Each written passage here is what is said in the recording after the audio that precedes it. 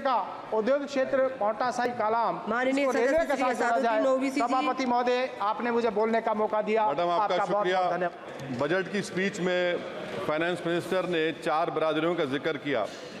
भारत की सबसे बड़ी अक़लियत मुसलमान है, 17 करोड़। मैं हुकूमत से जानना चाहता हूं कि क्या 17 करोड़ मुसलमानों में गरीब नहीं है, नौजवान नहीं है, किसान नहीं है, ख़वातीन नहीं है?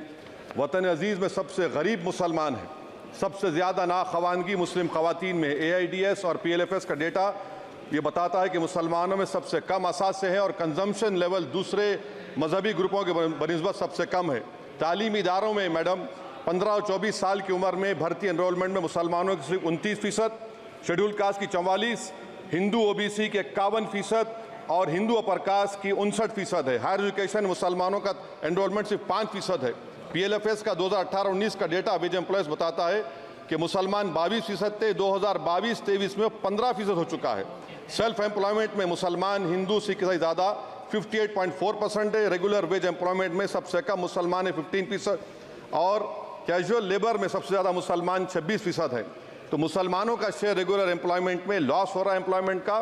मुसलमान नौजवानों का ना रोज़गार मिलता है, ना तालीम के मौक़े, ना हुकूमत उनको कोई तरबियत सहूलत दी जाती है। मैं मोदी हुकूमत को एक मुसलमानों का एक अछूत बना दिया है, ना कोई सियासी नुमाइंदगी है, ना मुल्क की तरक्की में इनका कोई हिस्सा दिया जा रहा है। मैं मैडम माइनॉरिटी वेलफेयर मिनिस्ट्री में 2023-24 में 38% की बजट में कमी कर दी गई, 5,000 से 3,000 करोड़ कर दिया गया। इस साल के बजट में सिर्फ चंद 100 करोड़ का इजाफा किया गया, मगर 23-24 के बजट के लेवल पर पैसे मुख्तसर नहीं किए गए। ये मोदी हुकूमत की बदनीयती और झूठा कमिटमेंट है, झूठा कमिटमेंट अक़लियतों के ताल्लुक से। तालीम के उस अक़लियती स्कॉलरशिप मैडम अक़लियतों के गरीब तलबा और तालिबात को दी जाती रकम में कमी कर दी गई। 2019 में मोदी ने कहा था कि 1 करोड़ स्कॉलरशिप दिए जाएंगे, अब सिर्फ 58 लाख दिए जा रहे हैं। 47% अक़लियती एप्लीकेंट्स को हर साल स्कॉलरशिप से महरूम कर दिया जा रहा है। 10 साल से मैं कह रहा हूँ कि डिमांड ड्रिवन करो। डिमांड ड्रिवन के लिए सिर्फ 3,000 करोड़ की ज़रूरत है, मगर ये हुकूमत सच्चाई को और ईमानदारी से काम नहीं कर रही है। 2007 और 8 से माइनॉरिटी स्कॉलरशिप का नंबर इजाफा नहीं हुआ है। Pre matric scholarship madam Kundu committee ने कहा कि मुसलमानों में drop out rate primary level पर होता है, तो हुकूमत ने 9th क्लास से प्री मैट्रिक स्कॉलरशिप पैसे दे रही है। NDMC की इक्विटी मैडम 800 करोड़ एक मजाक है। PMGAV के में 910 करोड़ दिए गए। सारी दुनिया जानती है कि जहां मुसलमान बसता है गांव में, शहर में, वो अंडर डेवलप एरिया है और आप मजाक करें ऊँट के मुंह में जीरा देकर। हज में 97 करोड़। हज कमेटी एक रिश्वत का मरकज बन चुका है। प्राइवेट टूर ऑपरेटर्स के एक लाइसेंस के लिए पैसे देना पड़ता है, बिल्डिंग सिलेक्शन के लिए पैसे देना पड़ता है, मीना मुजदलफा में कंपनी के सिलेक्शन के लिए पैसे देना पड़ता है। मैं हुकूमत से मुतालबा करता हूं कि उसको ख़त्म किया जाए और CBI से इंक्वायरी करवाई जाए। मोदी हुकूमत को अक़लियतों, बिल्कुल मुसलमानों से नफरत को ख़त्म करना पड़ेगा। मुसलमानों को उनका दस्तूरी हक मिलना चाहिए। आप कैसे विकसित भारत बनाएंगे अगर 17 करोड़ मुसलमान नफरत करेंगे?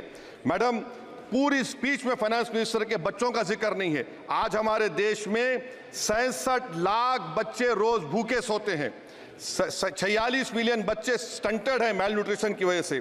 25 मिलियन बच्चे वेस्टेड हैं। मासूम बच्चों की ये बदकिस्मती और बदबख्ती है कि एक शख्स चाय बेचकर वजीर आजम बन गया। LTC long term capital gain tax madam was decreased from 20 to 12.5%. However, the indexation benefit has been removed and won't apply to any property purchased after 2001. This will be detrimental to the growth of real estate, limit household capital formation and impact employment generation in construction sector. This change in LTCG is a quasi-wealth tax on household, particularly the middle class. Internship programme madam, 5 साल में आप 1 करोड़ लोगों को intern कराएंगे, यानी एक company को 4,000 लोगों को ट्रेन करना पड़ेगा। मुझे बताइए क्या ये बड़ी कंपनी का माने क्या है? It is unachievable. Will it be based on market cap, revenue, employ size? May be prime minister Modi is saying to Agniveer to do internship after 4 years of service in armed forces. Madam, 21 billion people have given up all hope and stopped looking for jobs. This brings down to 9% eligible population that is either employed or they're looking for jobs. Maybe finance minister can introduce a Berozgar tax and tax unemployed as well. No significant increase for social welfare, healthcare. It looks like Prime Minister Modi is saying देश की middle class की संपत्ति पर पहला हक हमारे alliance का है. In real terms, when adjusted to inflation, the allocation of health AB PMJ has declined. Modi is saying he said heal in India during G20. The reality is India is hurting. Madam, this government wants to increase FDI from China. Is the Prime Minister not concerned that our armed forces cannot patrol 26 patrolling points out of 65 in Ladakh? Maybe the Prime Minister wants the Chinese monopoly Indian markets. Import from China have crossed 101 billion 2024. Prime Minister Modi says Khelo India, but in reality the budget has shown that Modi government policy is Jhelo India. Gharib, middle class, farming, city dwellers, men and women, sab Modi ko jhel rahe hain. Madam, in the current financial year, in February 5th, 15,993 MSMEs have been closed. Total MSCs closed have 35,680. Andhra Pradesh bifurcation.